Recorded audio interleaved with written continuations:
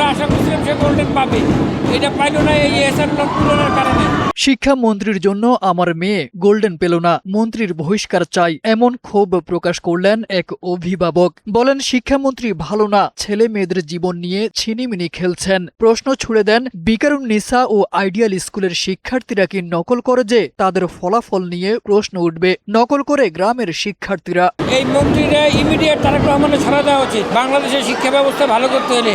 ওই অভিভাবক আরো বলেন, প্রধানমন্ত্রী তারেক রহমানের উচিত শিক্ষামন্ত্রীকে পরিবর্তন করা, যোগ্য লোকদের শিক্ষা মন্ত্রণালয়ের দায়িত্ব দেওয়া উচিত। মন্তব্য করেন, বিএনপিতে অনেক যোগ্য লোক রয়েছে দায়িত্ব পাওয়ার মতো।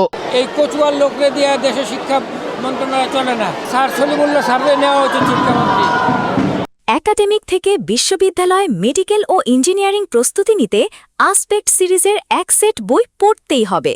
অন্যদিকে আরেক অভিভাবক শিক্ষা কারিকুলাম নিয়ে বলেন, শিক্ষামন্ত্রীকে বলবো বাচ্চাদের উপর জুলুম চাপিয়ে দেবেন না, শিক্ষা ব্যবস্থা আরো সহজ করতে হবে। প্রয়োজনে ষষ্ঠ শ্রেণী থেকেই নতুন কার্যক্রম শুরু করারও পরামর্শ দেন তিনি। শিক্ষামন্ত্রীকে বলবো যে বাচ্চাদের উপরে এরকম জুলুম চাপিয়ে দিবেন না, আপনারা 6 থেকে গড়ে তুলুন, 6-7 থেকে গড়ে তুলুন, তাহলে প্রতিটা বাচ্চা আপনার সিস্টেম অনুযায়ী ভালো করবে। সব মিলিয়ে শিক্ষার্থীদের ভবিষ্যৎ ও মানসিক চাপের বিষয়টি বিবেচনায় রেখে শিক্ষা ব্যবস্থায় প্রয়োজনীয় সংস্কার আনতে হবে। একই সঙ্গে ফলাফল ও কারিকুলাম নিয়ে দ্রুত কার্যকর পদক্ষেপ নেওয়ারও আহ্বান জানান অভিভাবকরা।